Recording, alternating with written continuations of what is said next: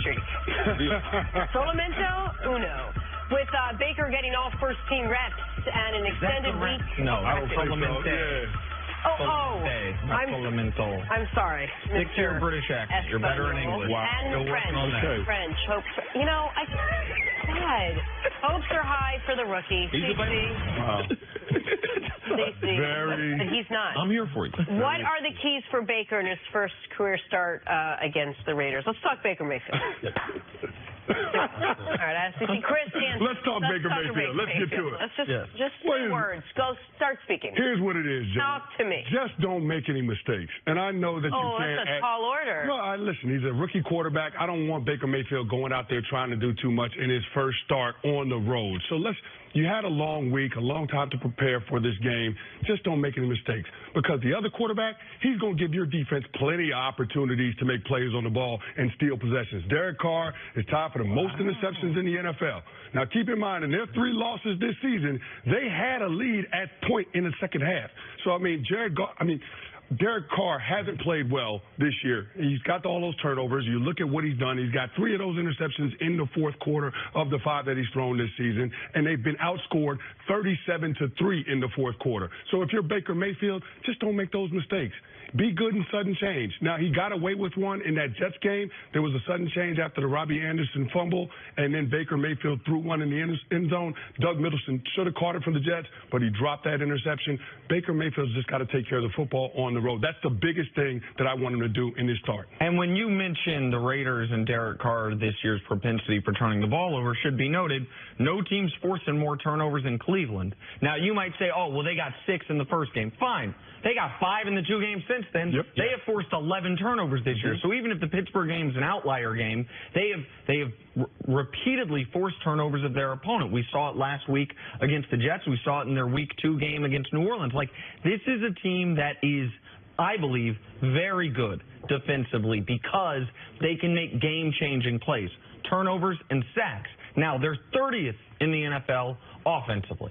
So that's why they make the change at quarterback. That's why number 6 is getting to start. I think the Browns are better than the Raiders, flatly. I can't right now say Baker's already better than Derek Carr, but I don't think he has to be in order for them to be able to go on the road and win this game. Yeah, I think after 4 games, too, John Gruden is going to really been like, man, you know something? I've been doing television.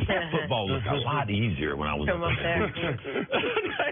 Like, it looks a lot easier. I believe this could be a monumental game for the Raiders. To be able to lose at home to a rookie quarterback, I believe it would hurt them as far as emotionally. John Gruden, when we started the season, Nick, you pointed this out to me. I was like, no, there's no way. They got the oldest roster in the NFL. Like, I mean, you lose 4 games with a bunch of old guys. Now, it's different. You got a bunch of young guys. Hey, we happy? We're just you lose with a bunch of old guys. I know what old guys do. Oh, it's his fault. His fault. It ain't me. It's her fault. And that's what you're going to start to see. We've seen that with Gruden. He's already pointed the fingers a couple times. Now, as veteran players, you start thinking about, man, my career. People are looking at me, my own personal brand. Like, so it can become an issue. Baker Mayfield, I'm not worried like you about the interceptions. I'm not going to do that. I'm not going to put that on a guy that was not him. Kirk Cousins in Washington, what'd he do? Fumble the football. When Minnesota, what's he doing? Fumble the football. Baker Mayfield, what'd he do? Efficient as a quarterback, dinking the ball off and also driving the football down the field because he's such a smart quarterback. I think a lot of coaches, and all the coaches that I always had with me, I used to tell them, don't coach that way. Because when you coach timid, you coach scared, it goes right into the quarterback, and then those young kids who used to have confidence, they start playing like the coach coached them in coaching scared. I don't believe Todd Haley, when Baker came into the game, he coached aggressive. And I believe that they're going to go after this Raider because they don't have to worry about that edge pressure that normal young kids are going to have. But let's coach aggressive.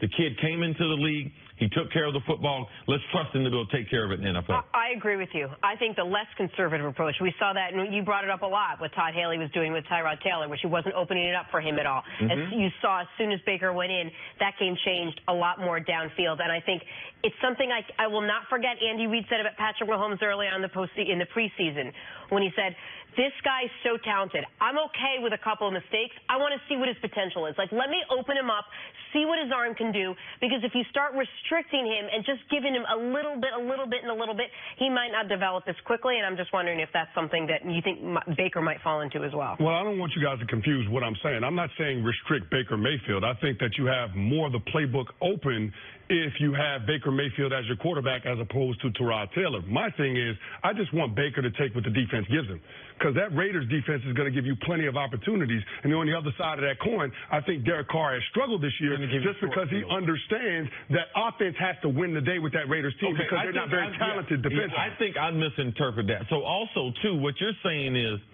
man, you're the face of the franchise. You got the whole season. You're the highest paid player on this team. You're going to be playing next week. Okay, because when you come in and you're subbing, there's a certain amount of adrenaline, and looking at the scoreboard, oh, man, we're down. Yeah. So we have to go right now. What Canty is saying is, take what the defense gives you.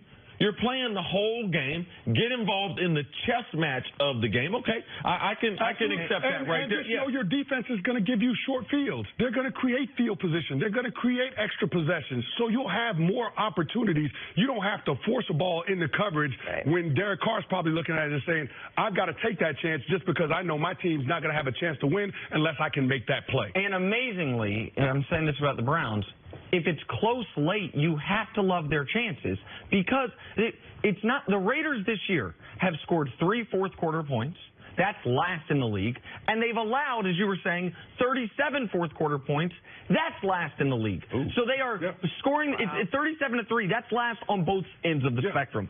So they've got to feel like, if you're Cleveland, if we're tied going into the fourth, the game is ours. Meanwhile, Oakland, to your point, has had leads going into the fourth quarter, and they've lost every time anyway. Meanwhile, somewhere out there, Gruden's still going, if we could only get a pass rusher, everything would be better. He's just saying that so y'all know it ain't his fault. Yeah, that's what that is. That's what that is. Stick around, Chris. Coming up, can the Cowboys offense finally start clicking on Sunday? Next, first things first. CC took away Nick's picks, but the lock of the week would have been Cleveland +3. Jump on it, America. Reggie and Mark. That ain't